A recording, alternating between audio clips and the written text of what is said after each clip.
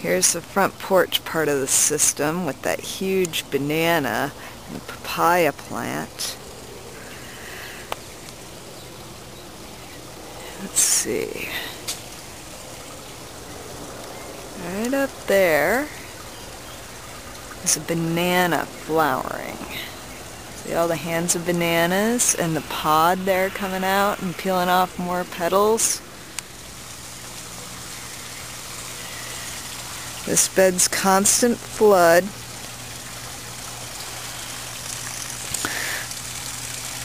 I already had to dig this out once as the roots were blocking it up. See, here's banana roots. The water is coming from the main system. The water is going into the towers and flowing down into the tank. As you can see, I haven't gotten my planting schedule and choice of plants quite perfected on the towers, but I am kind of a lazy gardener. We've got my water chestnut experiment going here. This bin had perlite and water chestnuts, but wasn't doing so well, so I've removed them. The next one is now full of gravel, constant flood, and has water chestnuts. Seems okay so far. That change is new. The end bin there is doing really well. It's got gravel in the bottom and bottle caps, helping to control the algae a little bit. This green algae doesn't seem to be as big of a problem for my pH as the brown string algae I had gotten before. So, and we got flowering water chestnuts here. Hopefully they'll continue doing so well. I have some other water chestnuts down here in this constant flood bed. And okra doing well, and some peppers. This bed has something of an auto siphon going for it, right here. And it's also getting overflow from the main system. These are all draining back down into this in-ground sump tank, which is about 300 gallons. I have more towers here. The marigolds seem to have rejected it. The pump is right over there, energy efficient. It pumps up and feeds to all my pipes and towers in the front porch. And then the water also feeds into the fish tank.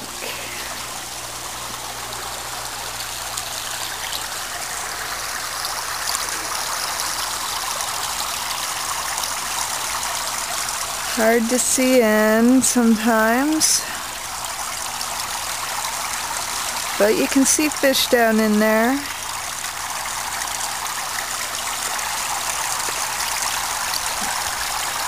There's about 100 in there, a few big ones, 5 or 6 pounds, several in between, and a whole bunch of advanced fingerlings. Alright, so this fish tank flows out through 3-inch sewer pipe, and part of the flow goes long and goes to the overflows that I've already shown. Anyway, so car door actuator being controlled by some controls down here. This pushes down the flap inside that backwater valve. So that controls the flow that comes out along here to an indexing valve. This is a 1.5 inch 6 outlet aquaponics indexing valve made by Fimco Manufacturing. It has a gravity modified stem, so the spring in here will operate with lower pressure and flow than a standard indexing valve. And the flow from that is coming into this bed right now. And it only just started into there recently. It's still filling up. The previous bed that was flooded is starting to go down here. So by using the indexing valve, it means I'm only flowing water into one of these 6 beds at a time. And then the previous bed is draining while the next bed is filling. So I never, among these 6 beds, I never am using more than probably 2 beds worth of water in them at one time. So that means the water level needed for flooding these beds is only probably a little over 100 gallons. So this 300-gallon sump tank is able to handle that, plus the flood and drain of another bed that's way over there in the distance. I have water coming through these pipes. My sump is a clean water sump, so the water flowing through these is not too dirty. You can see there's a little stuff that builds up on there, but not too bad. If I was flowing fish pooey water right through these pipes, it would be so gunked up and the plants would not do well. It would stink, especially seeing as bigger plants, they'll get a lot of roots down in there and it'll block up the pipes, and it can make for a really nasty experience when you go to clean it out. I've got some seeds starting this way. So I've got wicks and the peat pellets sitting on the wick to keep it moist. This works well when I have space in the pipes. But for some of my other seeds starting, I'm trying new things. These trays are great if I'm around to keep them watered but not let them get overwatered. However, I'm testing out some wicking mats or spreader mats. I've set them on a shelf with some liner under it, and then I have the edge of the mats hanging down into a trough of water. And so it keeps the bottoms of the peat pellets evenly moist.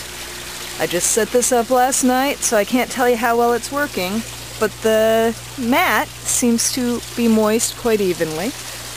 I like that. Here's a bed full of peppers and aloe, and it gets a constant flow and has a loop siphon. It's left over from other parts of old systems, and it just drains back into the sump here also.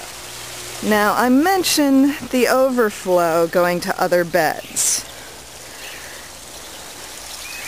Over here, the water that doesn't get used by the indexing valve, some of it goes down under, comes up here to feed these 2 beds. One of them, as I said, has a siphon. The other's just constant flood. And what flow doesn't get used for that goes across the walkway, down here, over, and then I bring the standpipe up. This helps control the overflow height. You can hear the water flowing through there. It comes over, hard to see through the vegetation anymore. But it comes down, then I have some corrugated pipe that I've added some extra perforations into to spread the water around. This is a big lumber and liner, my last one, gravel bed. If it starts leaking, it will be removed. We have termites here, but this one is pressure treated, so I expect it may last a year or 2 longer. But this bed floods by the overflow, and I have a sump pump down in here, covered because all this debris would otherwise clog things. But it's got a float switch, and the pump is running right now. The water comes across And here is a 1-inch regular aquaponics indexing valve. Since that's a 3rd horsepower pump, it's perfectly capable of running a regular one rather than the gravity modified.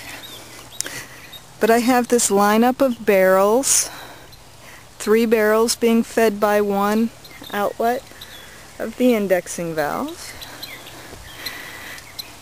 And as you can see, there is some leakage out the other ports of the indexing valve, but it's minimal. Here's some more of the leakage out of an inactive port. And we'll come here. Here is the flow out the active port. Each of these larger beds is getting 1 feed, or 1 bed per feed. And here this overflows. And then the water is collected in a pipe down below all of these and cuts back up into the main sump tank.